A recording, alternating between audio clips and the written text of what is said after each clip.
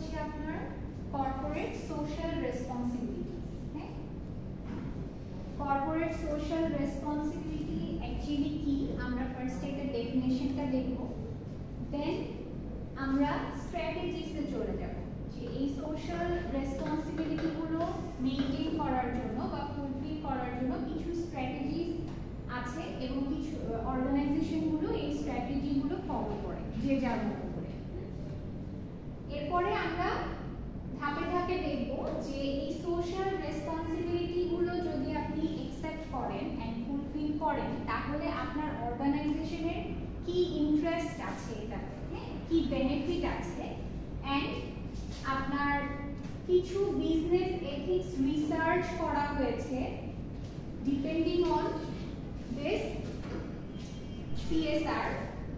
সেখান থেকে কিছু প্র্যাকটিক্যাল লেসনস আমরা দেখব যে অ্যাকচুয়ালি সোসাইটির ভিউটা কিরকম, হ্যাঁ, প্রবলেমগুলো কিরকম,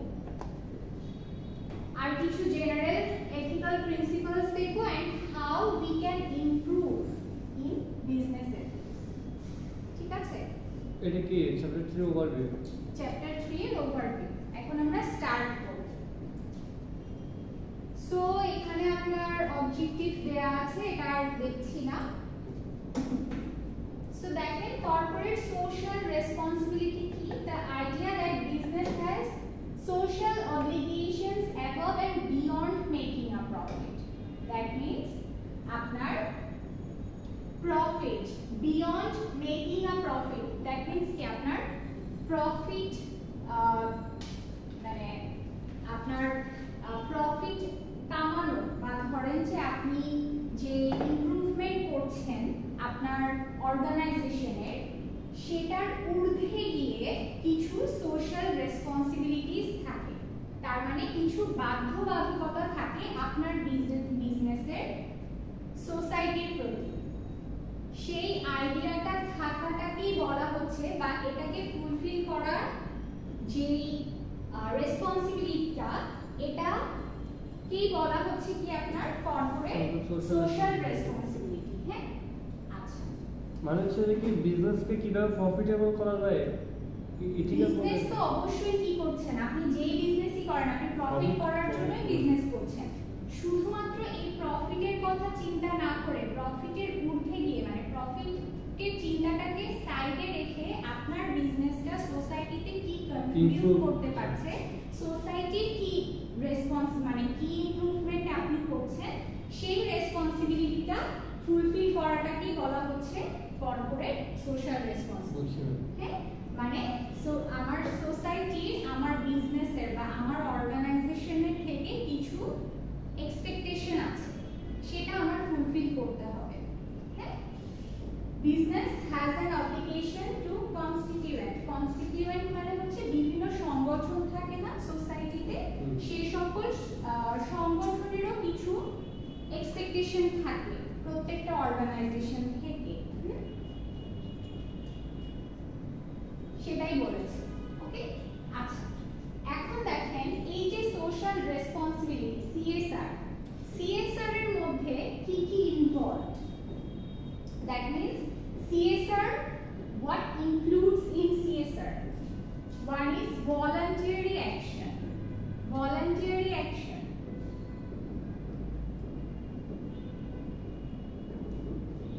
ভলান্টিয়ারি মানে কি আপনার স্বেচ্ছায় আপনি কোনো কাজ করছেন, কোনো এমন কোনো কাজ করা যেটাতে আপনার সোসাইটি ইমপ্রুভমেন্ট হবে বা হেল্প হবে। লেটস সে একটা ক্রাইসিসে আপনার অর্গানাইজেশন কিছু হেল্প করলো বা কিছু ডোনেট করলো ভলান্টিয়ারি, আপনার অর্গানাইজেশনের উপরে কোনো প্রেশার নেই, গভর্নমেন্টাল কোনো প্রেশার নেই বা অন্য কোনো গ্রুপের কোনো প্রেশার নেই, আপনি স্বেচ্ছায় কিছু কন্ট্রিবিউট করলে সেটা হচ্ছে আপনার ভলান্টারি অ্যাকশন, রাইট? সো এই voluntary action is a part of CSR and an emphasis on means not ends, that means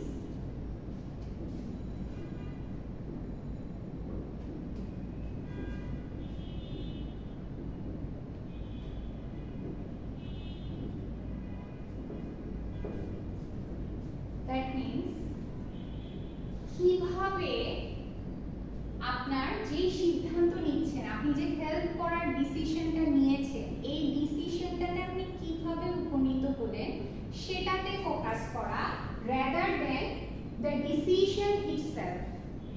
ডিসিশনটা কি হলো সেটাতে ফোকাস না করে ডিসিশনটা কেন হলো, কেন মেক করতে চাচ্ছেন সেটাতে ফোকাস করা। বুঝতে পারছেন কি?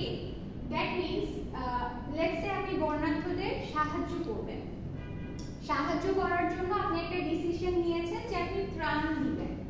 এখন ত্রাণ যে দিচ্ছেন এই ডিসিশনটাতে ফোকাস না করে এমফাসাইজ করতে হবে যে ত্রাণটা কেন দিচ্ছি। ঠিক আছে? এই ত্রাণটা থেকে কি সলিউশন আসবে সেটাতে এমফাসাইজ করা। ওকে? সো এই দুইটা জিনিস হচ্ছে আমার সিএসআর এর পার্ট। মানে এই দুইটা জিনিস করেই আমি actually corporate social responsibility fulfil করছি। বুঝতে পারছেন? একটা হচ্ছে ভলান্টারি অ্যাকশন, দ্যাট মিন্স স্বেচ্ছায় কাজ করা, আর একটা হচ্ছে ডিসিশন যেটা নিচ্ছি সেই ডিসিশনটা কেন নিচ্ছি সিচুয়েশনের উপরে এমফাসাইজ করে ডিসিশন নেওয়া। ওকে? আচ্ছা,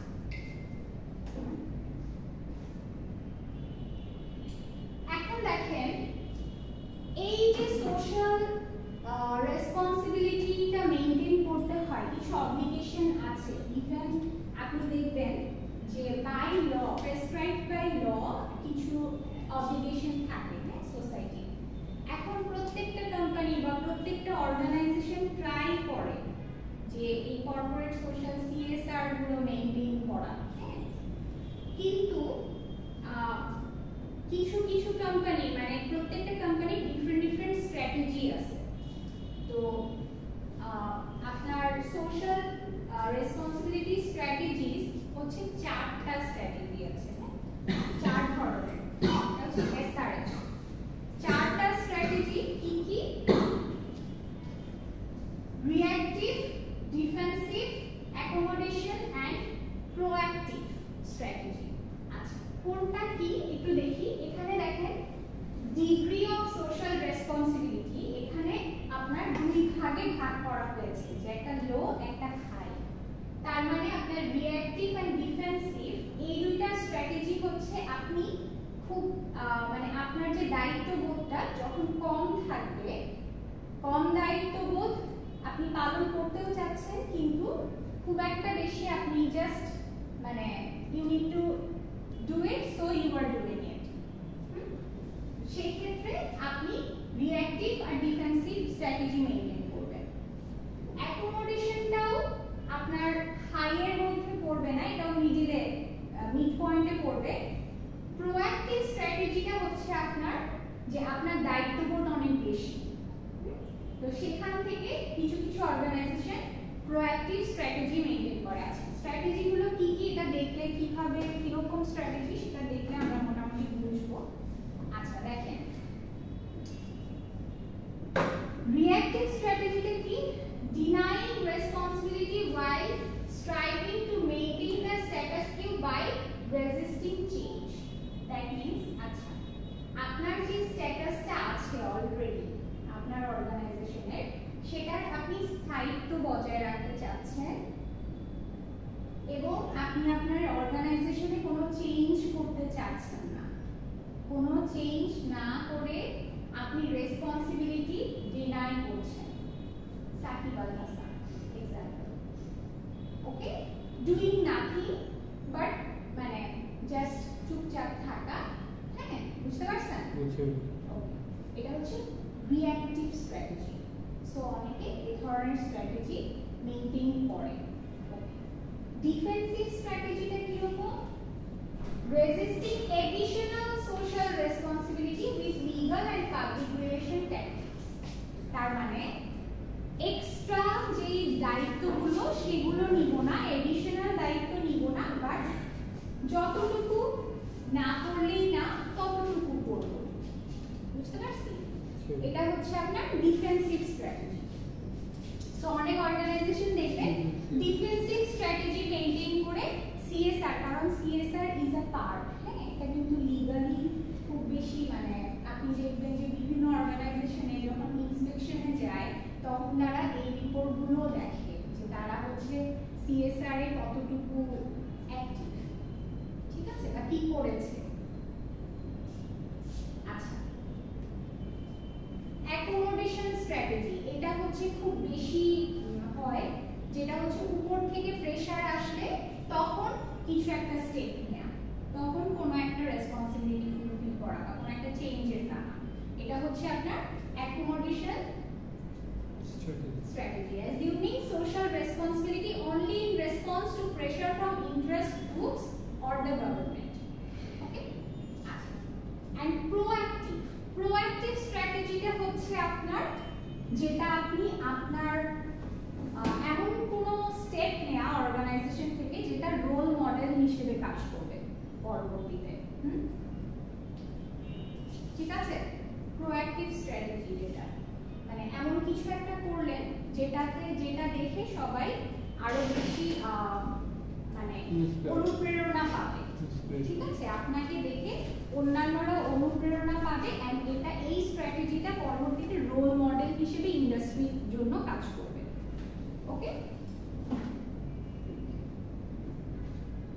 আচ্ছা এখন দেখেন সেলফ ইন্টারেস্টের যে বিষয়টা আমরা আসছি, তার মানে কি কারা অ্যাকচুয়ালি সোশ্যাল রেসপন্সিবিলিটি সিএসআর থেকে কারা বেনিফিটেড হচ্ছে, বা আপনার বেনিফিটটা কি actually self interest. What is the interest? altruism is the unselfish devotion to the interests of others. That means আপনি অন্যকে সাহায্য করে যে আত্মিক শান্তিটা পান, বুঝতে পারছেন? আনসেলফিশ ডিভোশন, আমরা যখন ভলান্টিয়ারি ওয়ার্ক অ্যাকচুয়ালি আমরা কেন করি না? অনেকেই করে, কেন করতে যায়? ফার্স্ট আপনার ইন্টেনশনটা কিন্তু এটাই থাকে যে কাউকে হেল্প করে নিজে শান্তি পাওয়া। সো এটা একটা ইন্টারেস্ট, আপনার সেলফ ইন্টারেস্ট কিন্তু, রাইট? আচ্ছা এখন দেখেন কিছু রিসার্চ ফাইন্ডিংস আছে, রিসার্চ করে কিছু ফাইন্ড করা হয়েছে যে আপনার এই সিএসআর যদি আমরা মেইনটেইন করি তাহলে আমার কর্পোরেট ওয়ার্ল্ডে বা আমার অর্গানাইজেশনের বেনিফিটগুলো কিভাবে আসে। দেখেন there is a positive correlation between industry leadership on a socially responsible issue and profitability. তার মানে আপনি কোনো একটা সোশ্যালি রেসপন্সিবল ইস্যু সলভ করলেন বা সোসাইটির কোনো একটা প্রবলেম যদি সলভ করেন সেটার সাথে প্রফিটের একটা খুবই পজিটিভ কোরিলেশন আছে। এটা রিসার্চ করে বের করা হয়েছে। ঠিক আছে, যে কোনো একটা অর্গানাইজেশন লেটস সে আপনি যে পলিউশন কন্ট্রোল করলেন, হ্যাঁ, বা ধরেন আপনার অর্গানাইজেশন থেকে স্বেচ্ছায় আপনি হচ্ছে এই সিটি কর্পোরেশনের কাজ করলেন, কথার কথা যে আপনি ময়লা পরিষ্কার করছেন রাস্তায়, হঠাৎ করেই একদিন সবাই দেখছে যে এরকম অমুক অর্গানাইজেশন এরকম ক্লিন করছে, ক্লিনিং এর কাজ করছে, এটা অ্যাডভার্টাইজমেন্ট হয়ে গেল প্লাস প্রফিট হলো। আপনার কিন্তু এখানে কি হয়ে গেল? মার্কেটিং হয়ে গেল, মার্কেটিং স্ট্র্যাটেজি কিন্তু এটা আপনার ইন ফিউচার আপনার কোম্পানি কিন্তু হচ্ছে অনেক বেশি নোন হবে। সো এটার সাথে অবশ্যই প্রফিট আবার কি করলেন? আপনি একটা সোসাইটির প্রবলেমও সলভ করলেন কিন্তু, রাইট? সো সেটা আপনার সিএসআর এর পার্ট আর এটা হচ্ছে আপনার সেলফ ইন্টারেস্ট। সো এই দুইটার মধ্যে একটা পজিটিভ কোরিলেশন আছে। আচ্ছা আরেকটা কি বেনিফিট দেখেন রিসার্চ করে যেটা পাওয়া গিয়েছে, CSR is a competitive advantage in recruiting talented people. তার মানে কি সিএসআর আপনার একটা প্রতিযোগিতামূলক আপনার ভূমিকা রাখে ট্যালেন্টেড মানুষকে রিক্রুট করার জন্য। তার মানে যখন আপনার কোম্পানিটা এরকম নোন হয়ে যাবে, তা আপনি যখন সিএসআর এরকম করবেন, মেইনটেইন করবেন, তখন আপনার কোম্পানিতে দেখবেন যে ট্যালেন্টেড মানুষ বেশি অ্যাপ্লাই করছে। ঠিক আছে, সো এটা আপনার অর্গানাইজেশনের জন্য অবশ্যই benefited, right, in the long run.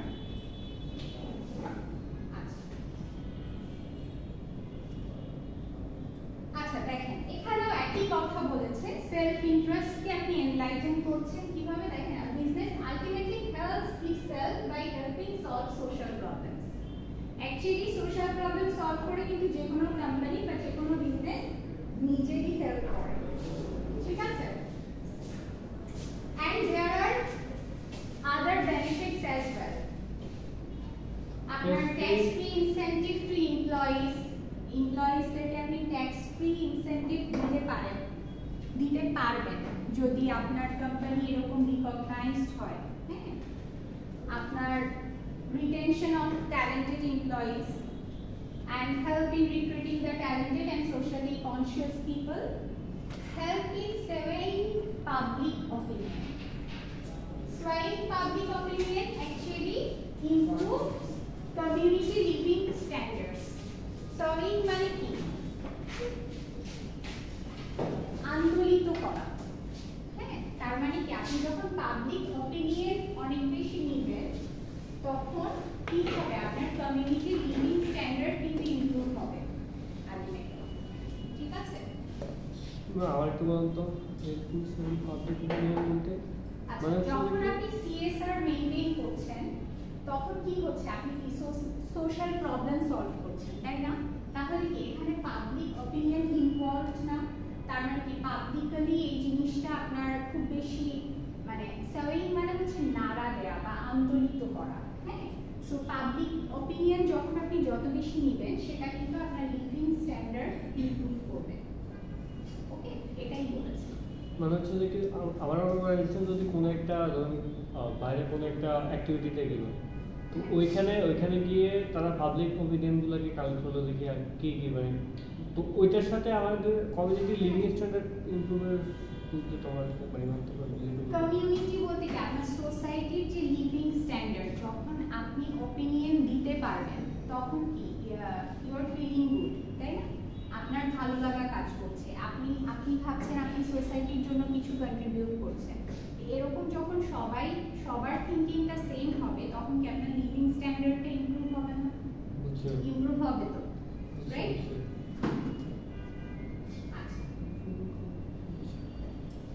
এখন দেখেন, সো আমরা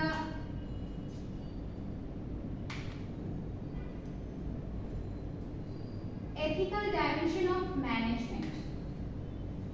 আচ্ছা, ethics-টা কি ছিল? ethics ছিল distinction between right or wrong, right? Moral obligation involving the distinction between right and wrong. And what is business ethics? Business ethics is the study of the complex business practice and behaviors that give rise to ethical issues in organization. তার মানে তোমার complex practice বা behaviour গুলো যখন তুমি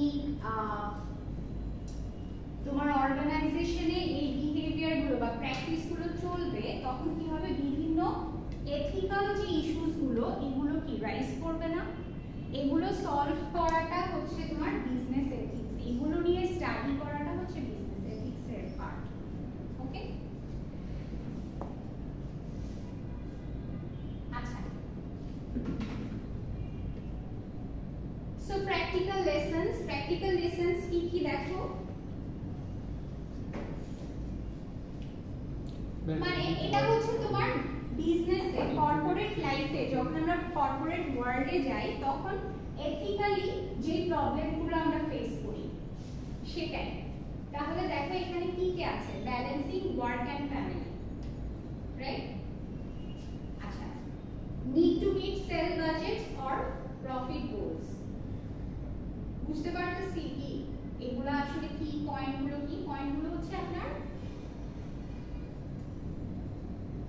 corporate ওয়ার্ল্ডে যে প্রবলেমগুলো আমরা ফেস করি এথিক্যালি সেই পয়েন্টগুলো রেজ করা হয়েছে। আচ্ছা, এখানে বোঝানো ওয়ার্ক এন্ড ফ্যামিলি। হ্যাঁ, এটা একটা প্র্যাকটিক্যাল ইজ আছে। আমাদের বাসায় একটা ভাই থাকে, উনি রাতে 11টা থেকে 12টার বাজে কর্পোরেট জব করে উনি, তো ইমব্যালেন্স হয়ে যায় জিনিসটা। যদিও এখানে যদি সে আবার 11টা 12টা পর্যন্ত কাজ না করে তাহলে তো না উনি প্রফিট গোলস সে মিট করতে পারবে না। বুঝতে পারছেন? কিন্তু মানে ওইখানে জবটা ছিল 6টা পর্যন্ত বেশি, মানে এন্ডিং টাইম হচ্ছে 6টা, বাট ওনাকে সারা হচ্ছে যে 11টা 10টা 10:30 তো ওয়ার্ক আওয়ার্স আহা রাইট। এক্সাম্পল, সব এক্সাম্পলই আছে, এইজন্যই বলেছি প্র্যাকটিক্যাল লেসন্স বিজনেস এথিক্স। তো কোম্পানি পলিটিক্স, সব কোম্পানি এটা কি ঠিক আছে পরে আপনি একজনকে বলুন যে আমি আপনাকে 6টা উইকেন্ড রাখবো, তারপর আপনি 6টা উইকেন্ড না বলে আপনি সলভ করতে হবে। these are the issues that we need to solve। এর জন্যই তো আমাদের বিজনেস এথিক্স ইমপ্রুভ, এই যে CSR দেন হচ্ছে SRS, এগুলোতে এত বেশি এমফাসাইজ কেন করা হয়, so that we can improve in business ethics। আচ্ছা,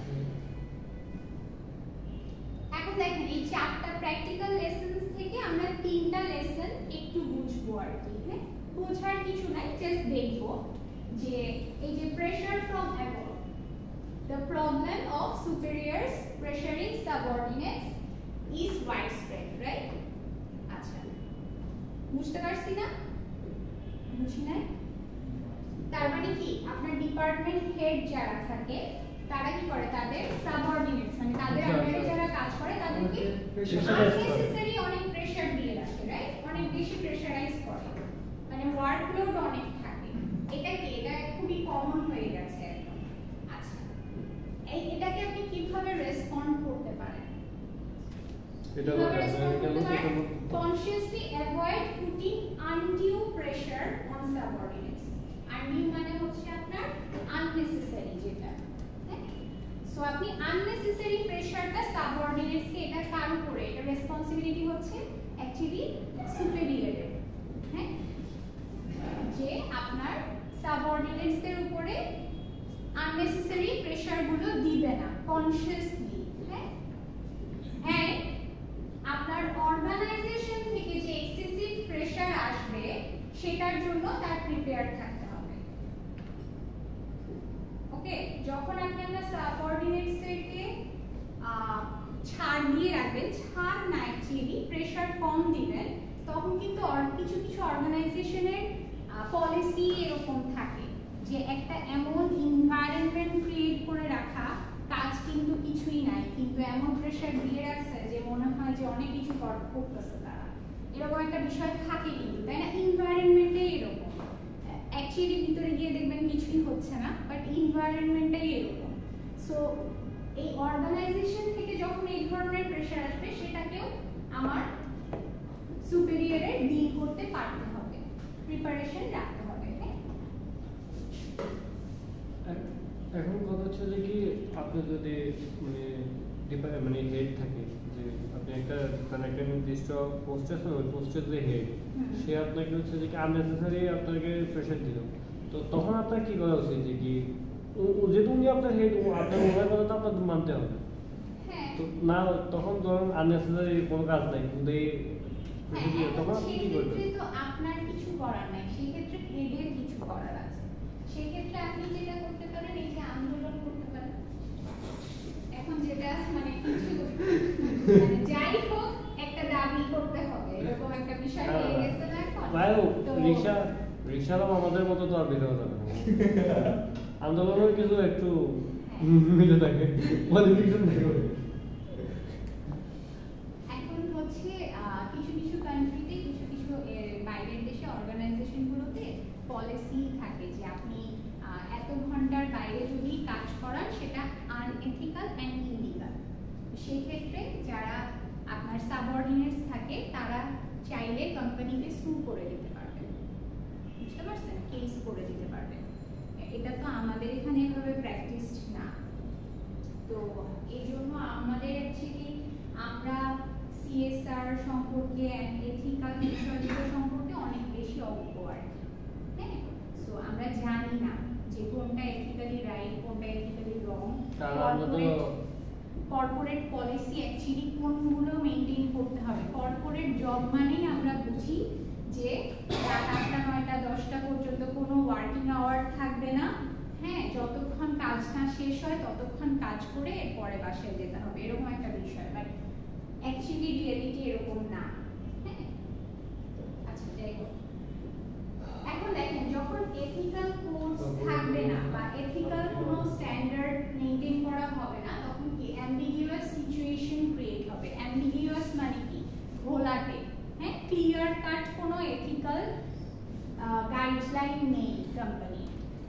situations where there are no clear-cut ethical guidelines and ethical codes can help satisfy employees' need for formal guidelines.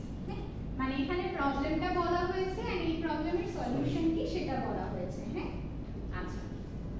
and a call to action, তার মানে কি আপনার যেই প্রবলেমগুলো হচ্ছে বা যে সকল প্র্যাকটিক্যাল লেসনস আছে ফ্রম বিজনেস এথিক্স রিসার্চ, এগুলো সলভ করার জন্য আমার কি করতে হবে, একটা অ্যাকশন নিতে হবে, রাইট?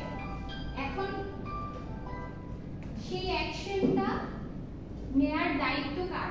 ম্যানেজারের, এবং এটা একটা এথিক্যাল এন্ড পার্সোনাল ম্যাটার। ওকে, বুঝতে পারছেন? পার্সোনাল এটা তো ভার্চু এথিক্স এর মধ্যে পড়তেছে না। আপনার কোম্পানির ম্যানেজার বা ধরেন আপনার কোম্পানির বিওটি মেম্বার যারা আছে, তারা চাইলে যে কোনো রুলস চেঞ্জ করতে পারে। আমার company my company my rules, এরকম একটা বিষয়। সো সেটা তো তার ব্যক্তিগত ব্যাপার, সে অ্যাকশন নিবে কিনা, সে রাইট অ্যাকশন নিবে নাকি রং অ্যাকশন নিবে।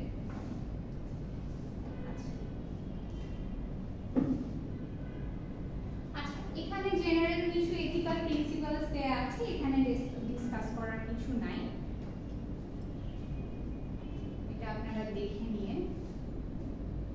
আচ্ছা, এখন দেখেন how to last one, how to improve business ethics. তার মানে আপনি কিভাবে এথিক্যাল কন্ডাক্টের জন্য, এখন কিভাবে ইমপ্রুভ করতে পারেন, এথিক্যাল কন্ডাক্টের জন্য আপনি এনকারেজ করতে পারেন। এখন এনকারেজ করবেন কাদেরকে? এনকারেজ করার জন্য কি করতে পারেন, আপনি ট্রেনিং অ্যারেঞ্জ করতে পারেন, তাই না? একটা এথিক্যাল ট্রেনিং বা সেমিনার অ্যারেঞ্জ করলেন। এখন এই সেমিনারটা কাদের জন্য হবে, কাদের জন্য অ্যাকচুয়ালি অ্যাপ্রোপ্রিয়েট? অ্যামোরাল ম্যানেজারদের জন্য অ্যাপ্রোপ্রিয়েট। অ্যামোরাল ম্যানেজার মনে আছে? Yes, ma'am. যারা কি, অজান যারা অ্যাকচুয়ালি মোরালও না ইমোরাল না, তারা মাঝামাঝি ইন বিটুইন, তারা actually careless about the ethical issues, তাই না? মানে ইররেসপন্সিবল, তারা ওইভাবে জানে না। এখন তাদেরকে, তারা যেহেতু মিডলম্যান, মানে তারা এপারেও নাই ওপারেও নাই, তাদেরকে কিন্তু আপনি চাইলে এনকারেজ করে আপনার সাইডে আনতে পারেন। যারা ইমোরাল তাদেরকে কি ট্রেনিং দিয়ে লাভ আছে? তাদেরকে ট্রেনিং দিয়ে লাভ তো নাই। তাদের কি হবে? তাদেরকে যে পদত্যাগ করাবেন, আবারও আন্দোলন। আচ্ছা, তো না, কারণ তারা তো তাদের পজিশনে থাকলে তো ওরা তো অনৈতিক কাজ করতে থাকবে, তো অনৈতিক কাজ। তাদের কি হবে? তাদের তো সলিউশন নাই, এখন তাদের তো আপনি চেঞ্জ করতে পারবেন না। তার মানে ওই পজিশন সে হোল্ড করে রাখবে এবং ওইখানে সে ফাংশন করতে থাকবে। এটা আপনার তখন হচ্ছে আপনি, এটার জন্য তো আইন আছে, তাই না? তো আপনার সেভাবে কাজ করতে হবে, সেভাবে অ্যাকশন নিতে হবে। আচ্ছা, তো যারা অ্যামোরাল ম্যানেজার আছে তাদেরকে আপনি ট্রেনিং দিতে পারেন, এন্ড হচ্ছে ট্রেনিং প্রোগ্রামের কিছু ইফেক্টিভ ফিচারস দেয়া আছে। মানে আর কি করতে পারেন, আপনি টপ ম্যানেজমেন্টের সাপোর্ট নিতে পারেন, ওপেন ডিসকাশন করতে পারেন, clear focus on ethical issues. Ethical ইস্যুসে অবশ্যই খুবই ক্লিয়ার ফোকাস থাকতে হবে। Integration of ethics into the organization and a mechanism for anonymously reporting ethical violation. তার মানে আপনার যারা হুইসেল ব্লোয়ার থাকে তাদের জন্য যেন পরবর্তীতে কোনো প্রতিশোধমূলক কিছু করা না হয়, এটার জন্য আপনার একটা মেকানিজম ফলো করতে হবে আপনার অর্গানাইজেশনে। এন্ড এথিক্যাল কন্ডাক্ট যারা নিচ্ছে বা যারা করছে এথিক্যালি, তাদের জন্য রিওয়ার্ড রাখতে হবে। শেষ। এটা আপনারা জানেন হুইসেল ব্লোয়িং, মানে এগুলোকে এনকারেজ করতে বলেছে যে হুইসেল ব্লোয়ার অবশ্যই থাকা উচিত অর্গানাইজেশনে। আর হচ্ছে এথিক্যাল অ্যাডভোকেটটা কি? এমন একজন লয়ার। অ্যাডভোকেট মানে কি উকিল, রাইট? অ্যাডভোকেটের সবচেয়ে বেশি তো এথিক্যাল অ্যাডভোকেট, এর জন্য তো বলা হয়েছে এখানে এথিক্যাল অ্যাডভোকেট, হ্যাঁ? তো এমন একজন স্পেশালিস্ট যে কিনা আপনাকে বারবার পোক করতে থাকবে যে আপনার যে কোনো অ্যাকশন নিচ্ছেন সেটা এথিক্যালি রাইট অর রং, এটা আপনাকে বুঝাতে থাকবে। দেখেন, an ethics specialist who plays the role of critical questioner in talk, মানে ম্যানেজমেন্ট যখন কোনো ডিসিশন নিচ্ছে তাকে এথিক্যাল কোয়েশ্চেন ছুটতে হবে যে এটা করলে সোসাইটিতে এই ধরনের প্রবলেম হতে পারে বা এথিক্যালি এই কোয়েশ্চেনটা অ্যারাইজ হতে পারে, সেই ক্ষেত্রে আপনারা এটাকে কিভাবে অ্যাড্রেস করছেন। ঠিক আছে, এই কোয়েশ্চেনটা করার জন্য একটা মানুষ লাগবে যে কিনা এই কোয়েশ্চেনগুলো অ্যারাইজ করতে পারে। তাহলে যে হচ্ছে হুইসেল ব্লোয়ার সে কি এথিক্যাল অ্যাডভোকেট? না, সে তো কোশ্চেন করতে হবে না, সে লুকিয়ে থাকে, লুকিয়ে শুধুমাত্র বাধা প্রদান করে কিন্তু না, হুইসেল ব্লোয়ার হচ্ছে আপনি আপনার আশেপাশে একটা রং ডুইং দেখছেন, সেটা আপনি বলে দিলেন, আপনার টপ ম্যানেজমেন্টকে বলে দিলেন যে এখানে এরকম একটা রং, কিন্তু আপনার আইডেন্টিটি গোপন রেখে, এটা হচ্ছে হুইসেল ব্লোয়ার।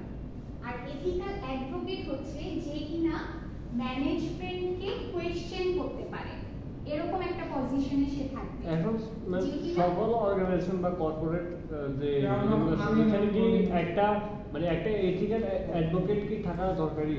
হ্যাঁ, এথিক্যাল অ্যাডভোকেট আসলে আমাদের ইউনিভার্সিটিতে যেমন মানে উদাহরণ দিতে পারি যে সাপোজ আমাদের কোনো টিচার কোনো অন্যায় করতেছে, এখন স্টুডেন্ট আমরা হুইসেল ব্লো করে আমাদের বিওটি মেম্বারদের জানাই, আর বিওটি মেম্বারদের কোশ্চেন করতে পারবে ইউজিসি, সেটা ইউজিসি হচ্ছে এথিক্যাল অ্যাডভোকেট। ইউজিসি ঠিক না, এথিক্যাল অ্যাডভোকেট আমাদের বিওটি মেম্বারদেরকে কোয়েশ্চেন করতে পারবে, লেটস সে রেজিস্ট্রার অফিস, তারাও কিন্তু তার আন্ডারে, বাট একটা মিটিং এর মধ্যে লেটস সে রেজিস্ট্রার হতে পারে, বা ধরেন যে বিওটি মেম্বারদের মধ্যে একজন থাকতে পারে, একজন হতে পারে, বুঝতে পারছেন যে কোশ্চেন এটা ইন অর্গানাইজেশনের ভিতরেই থাকবে, বাইরে যাবে না। ইউজিসি তো বাইরের অর্গানাইজেশন, হ্যাঁ, কারণ যখন আপনি অ্যাকশন নিয়ে ফেলেন তখন তো সেটা অন্য অর্গানাইজেশন দেখে ফেললো, অ্যাকশনটা নেওয়ার আগে উনি হচ্ছে আপনাকে সাজেস্ট করবে বা অ্যাডভাইস করবে যে এই অ্যাকশনটা নেওয়া উচিত কি না, এই ধরনের। আচ্ছা, রেজিস্টার অফিস কি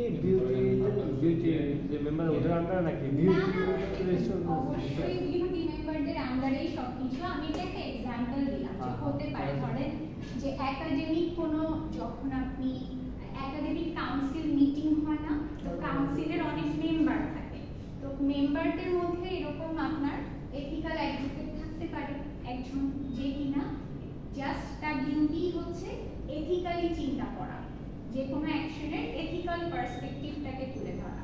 বুঝতে পারছেন? আচ্ছা,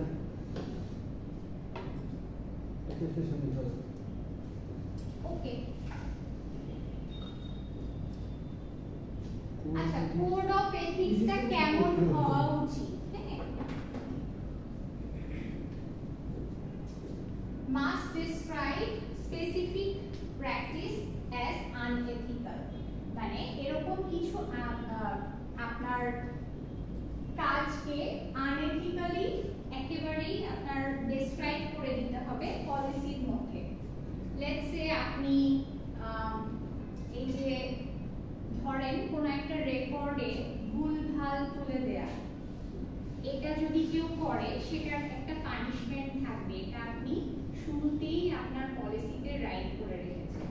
সো যখন আপনার পলিসিতে এটা থাকবে তখন কেউ কি করবে, রিপোর্টটা সাবমিট করার আগে বারবার চেক করবে যে এখানে যদি আমি কোনো আনএথিক্যাল কিছু অ্যাড করি তাহলে এটার জন্য আমার পানিশমেন্ট আছে। সো এই ধরনের কিছু জিনিস, লেটস সে যে গিফটস দেন দেই না আমরা যারা হেল্প থাকে, আর নাস্তা হতে নাস্তা, হ্যাঁ, আচ্ছা, যে বা ধরেন আপনারা এই যে গ্রেড পাওয়ার জন্য ধরেন টিচারদেরকে গিফট দিলেন, ঠিক আছে, তো এইটা হচ্ছে আনএথিক্যালি, এটাকে একদম সার্বজনীন সম্মত একটা আনএথিক্যাল বিষয় বলতে হবে যে গিফটস দেয়া নেওয়া করা যাবে না, হ্যাঁ, করলে হচ্ছে আপনার পানিশমেন্ট আছে, এরকম একটা বিষয়টা। এরকম কিছু জিনিস আপনি স্পেসিফিক্যালি ডেসক্রাইব করে দিবেন যে এই বিষয়গুলো আনএথিক্যাল। আমার একটা মা বুঝছে, আমি একটা ঘটনা বলি।